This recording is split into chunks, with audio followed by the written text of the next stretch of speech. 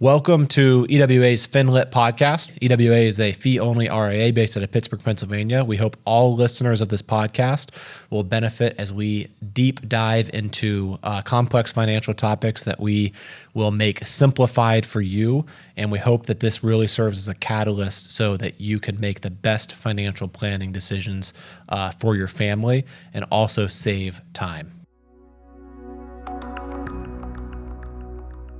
Excited today, joined by Devin. Today we're talking about the hidden surprises of wealth. So, Devin, this is, I know you're one of the most enjoyable things we've agreed upon about what we do in the financial planning is really the psychology behind it. So this is at the core, what we do for our clients. So I think the old adage and what a lot of people think about, especially if you think about, the average person now spends 6 hours a day, 4 to 6 hours I've heard on social media scrolling. This is one of the reasons I just gave it up. We have our company pages, but someone else controls those, which is great. But what we pay attention to, our minds really expand to that. And now I think especially with AI and with algorithms, like those know us, those know the vulnerable parts of us. So like our addictions, our obsessions, whatever it is, it's going to put that information so far in front of us. So and if you think about what social media is, I mean, there's good parts of it. Don't get me wrong. Like you can stay in touch with friends that are living in different places and stuff. But in reality, I think what it feels like, I heard something. You're basically looking at someone else's highlight reel, and then you're playing out your gag reel every day. I mean, that's kind of what most people feel like, and everyone's in that similar position. So I think wealth, unfortunately, in today's society can actually become a huge paradox where it's like the success can actually, the problems it solves, it can create more problems for you in the reality of if you don't handle it correctly or if you don't have the philosophy or plan in place. So it really just amplifies everything, your relationships, insecurities, the decisions you have to make become different kind of decisions. So yeah, but let's first talk about some of the flexibility. So if you're, an example of this would be high income earner, you got out of residency as a neurosurgeon making 50 or 60,000. Now suddenly you're making $1 million a year. That's one example. The other example is you're part of a startup company, hits it big. Now you're worth $10 million, kind of overnight, whether it's income rich or wealth rich, you have all these decisions. So let's talk first about some of the positives of what it can do. And then let's talk about how to mitigate the risk of how we've seen in day-to-day consistently, it can work against you unless you have a plan in place, unless you have this super awareness in place. So let's first talk about some of the positives. So Devin, what did you have in mind for positives? Yeah, look, I mean, whether it's like you said, you hit it big with some stock options, or you sell a business and all of a sudden you're a decamillionaire. You've got money at your disposal, and various options open up. So instead of having or questions, which is what most of us deal with, I can do this or that, all of a sudden you're dealing with and questions. I can do this and that and that, right? So some positive things. I mean, you can either buy back your time or pay other folks to do things that you were spending a lot of time on. I mean, there's a million of those things. I mean, you could hire housekeepers, landscapers, nannies, personal chef, any kind of menial rote task that we, middle class has to do that you probably won't have to do. You can just pay somebody else to do. Anything else that I missed there? Anything else that?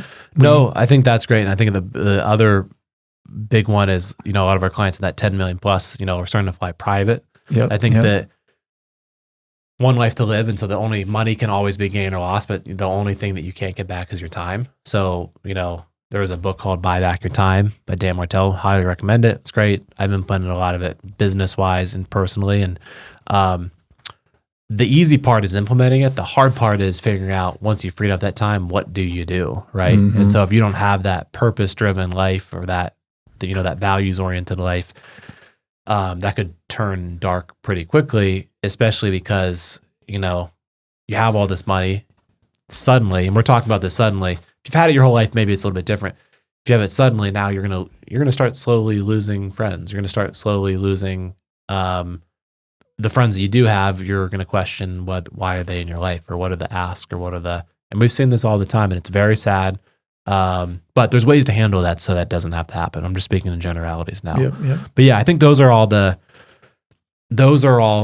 key ones. I would say in general, like their studies have shown once you get to a certain level, I don't know, it's between like 150 to 200,000 of income, like there's a substantial amount of stress you can get rid of if you get to that level of like income or net worth. After that, it doesn't really, your happiness doesn't really improve. And I think at certain points it could probably decrease if you haven't figured this out, because you're just going to feel really isolated if you're like in a 1%, or you're going to feel mistrusting, or people's intentions. There's all these things that come up. Those insecurities get magnified like crazy, where before it's like, I'm the same as everybody else. It's not, suddenly now you have this high net worth. If you're single, it's going to be hard to date. If you've got kids, you're going to be worried about who they date, who they marry. There's all of these things that are going to start to pop up, which is very interesting. So I'd say on the positive end, the easy part, if you're a high skilled entrepreneur or physician, or, and you have this high income, the easy part is achieving financial independence. It really is. Mm-hmm. The hard part is what's next. Yeah. The hard part is, how do I fill my time? How do I feel just as fulfilled when I was building this financial independence? Because that, you typically, I think you get, a lot of people, their net worth is a representation of the value they've created for the world, the value they've created for the net worth. And, you've created it. Now you're giving that up. A large part of your identity, if you're a physician or business owner, whatever, is now going to be gone if you're truly transitioning.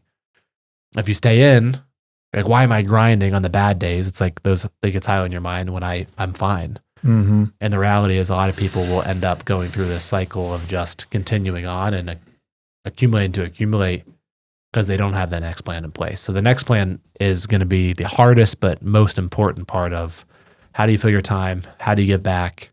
How do you live that purpose-driven, mission-driven life?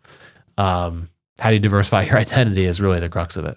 Yeah. So, I mean, it's a cliche. Kind of enjoy the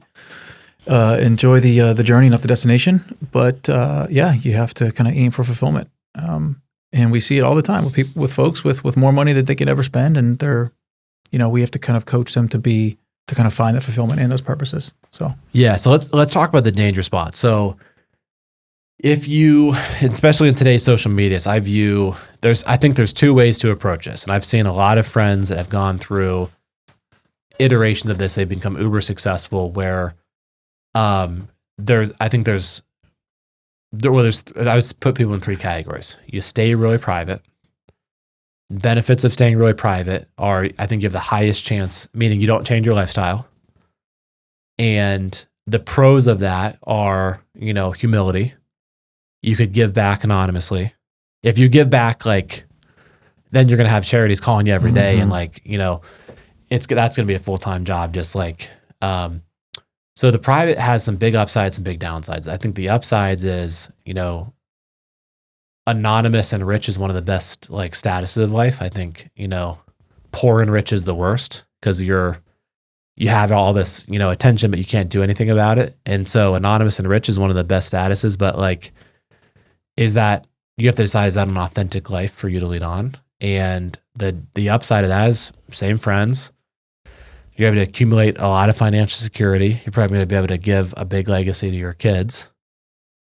But I think the downside of that is, you have to evaluate, is that really in the end, is that going to help your kids or hurt them? Because you just worked your butt off, and now if they inherit this, now are you taking away essentially their ability to go through that adversity, through all those life lessons that you had to learn? If they're handed it to them, they're going to go on easy street right away, and it's maybe more of an enablement than a helping. Yep. So if you stay private and don't spend it all, so I think there's also part of that private is you could spend it in the right way. So instead of getting, these crazy cars that you put in your driveway, or tripling the size of your house, you could do some more stuff in private. When you travel, fly first class, you could fly private. Avoid the Instagram post, and try to reverse it. Instead of living your gag reel, live your highlight reel in real life, and get off of the dopamine cycle of. So I think that's harder said than done. And in general, there's other things you could do for charities or, a second house, you have to keep some of those things private in reality. If you don't, we'll talk about that next, but anything to add to that kind of private and anonymous category? I mean, it has pros and cons. It's not a recommendation like this is what you should do. It's just an option that is probably going to get rid of a lot of the stress, but it does come with a lot of downsides for yourself and along the way. And it's unfortunate that that is a necessary thing for a lot of people to have to do. Yeah, I guess the one kind of takeaway is that there's almost no doubt that rich and anonymous box of the 2x2 matrix is the most beneficial, the one that you want to kind of aim for. And it's just a balancing act, like you said, of how do you spend your money in alignment with your values, but also trying to avoid some of the downsides that we'll get to here in a second. Yeah. So I think the other thing that can happen if you don't stay super private, and this has happened to several clients recently where their income has gone up substantially. They've business owners or physicians going out of from trainer getting their second contract signed where they're highly productive and they're like doubling their income. Is some of their friends will start to kind of silently resent them and stop talking to them and start communicating. This is tough if your kids are friends and suddenly now like what is happening? And you're just literally living your normal life saying we went on vacation here or we're doing this or we're all the information, like people can read between the lines and they're thinking, well, we can't do any of that. And they're like a lot of people view success as like evil in some way. It's a lot of resentment and then friendships can ruin. So you can view that one of two ways. You can say, oh, did I do something wrong? Well, no, if that's authentic you and you're not going to hide it, just own it and just realize that, you're sometimes people go into your life in seasons, and that's okay. You have to accept that if those friendships are ultimately a priority, you have to navigate and you want to keep those. Now, I would say if someone's going to resent you instead of celebrate your success, it's probably not a good friend to keep. That's just my personal opinion. But if you really want to manage and tiptoe and feel like you're not stepping on glass, then there's a way to do that. You stay private. I mean, it's simple as that. If the authentic version of you is just being who you are, not hiding it, celebrating the success, you're going to kind of, without trial and error, I think within a couple of years, the people that resent you will be out of your life, either by your decision, they'll self-select them, and you'll have other friends that are sharing similar values as you and are authentically there for celebrating your success. But not resenting you for that. Sorry to interrupt, but you can effectively excise a bad friend or a negative energy friend out of your life. The folks that you can't really excise out of your life are your family, right? So absolutely. And that's becoming a thing. I feel like I've talked to these kids that are like, they don't talk to their parents, which is crazy to me. I mean, I love my parent, but do you have people that do that? That's a thing. I don't think I've heard of that. No.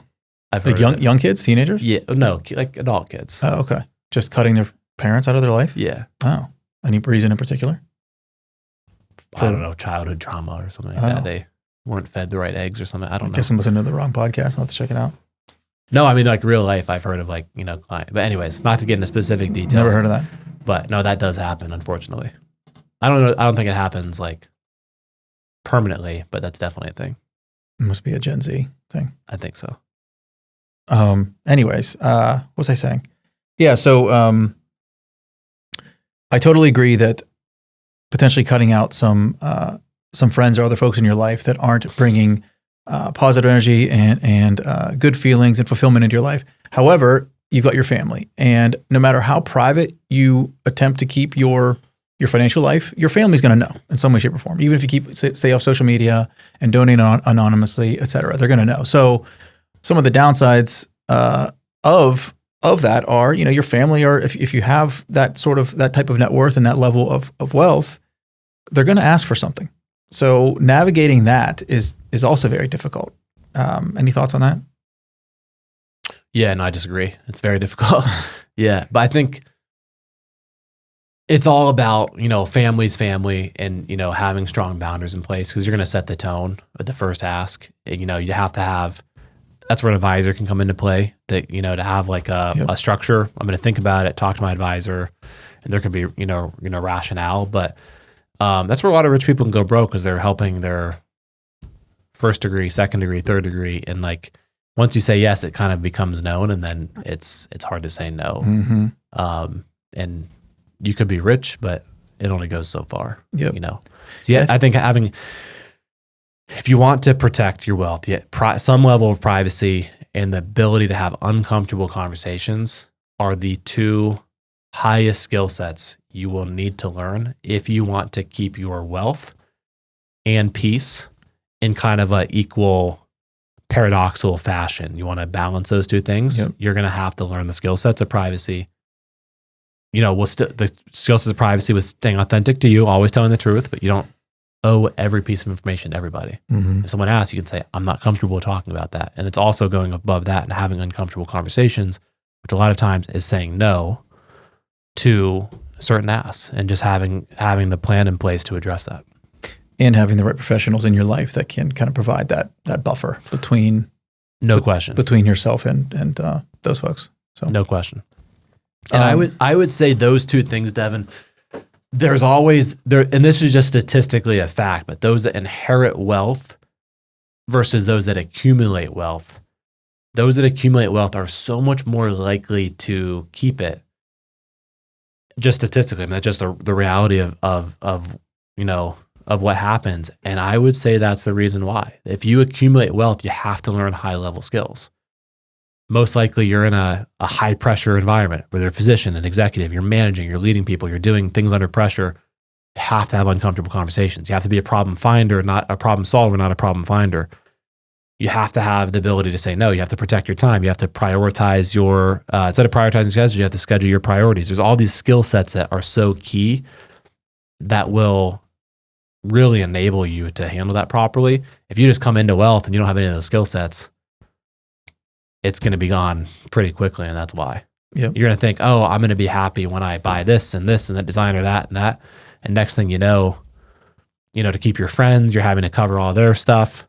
And next thing you know, the money's gone. Well, there's the classic kind of anecdote that folks that win the lottery are some of the most or the least happy people in the country. No question. Statistically. So yeah, it's again, it's kind of a cliche, but it's a cliche for a reason. It's real. So Matt, maybe so we've talked a lot about the negatives. So what are some of the ways that we alluded to earlier, finding a purpose, finding fulfillment. What are some of the ways that we help clients find the fulfillment? So one of the ones that I have here is philanthropic missions, right? Donating to charities that you care about, causes that you care about, potentially starting your own foundation. Any other ideas? Yeah, and I would say that's typically the number one, but I agree with that wholeheartedly, but I just want to say very specifically, just based upon real world experience, like some of the most impactful people that I know that are very high net worth, they're not involved with charities. They're involved with, causes, or not a traditional non-for-profit causes, or, elevating the next generation that could be even more beneficial or more giving back than. So I think there's a lot of guilt that comes with wealth, especially if you've come from humble beginnings. And so I would say to maximize it, you have to navigate the competition that you have between, celebrating and privacy and guilt. Like there's all these things that you really have to work through psychologically and align yourself. Like there's phantom guilt if you have a lot of money in general, right? Because someone else in your life doesn't have. And typically if the personality profile of a lot of people that achieve a lot and achieve a lot of financial independence, generally speaking, they're going to, like recognition, they're going to like achievement, they're going to be people pleasers at heart. And that can really come back and bite you from what your values perspective. So you have to really go deep, I think, philosophically, and, having a coach, an executive coach, therapist, all of that stuff I would say is very important as part of the navigating relationship fallout that can occur, between friends, family, disagreements. It's really important to align yourself and don't think you have to do something because this is what typically people do. You really need to go deep. And the people that go deep, I think, find the most alignment between actually like maintaining the money with peace of mind. And ultimately, I think what defines success is like you look back in life and have no regrets because you poured your time into those that deserve your time.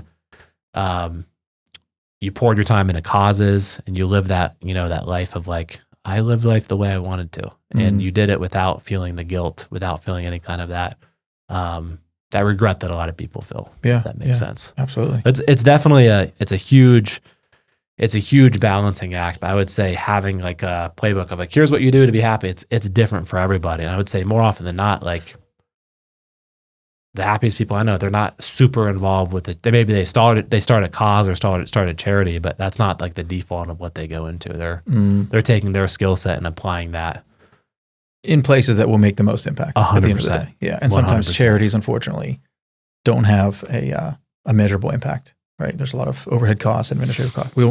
That's another podcast, but yeah, absolutely.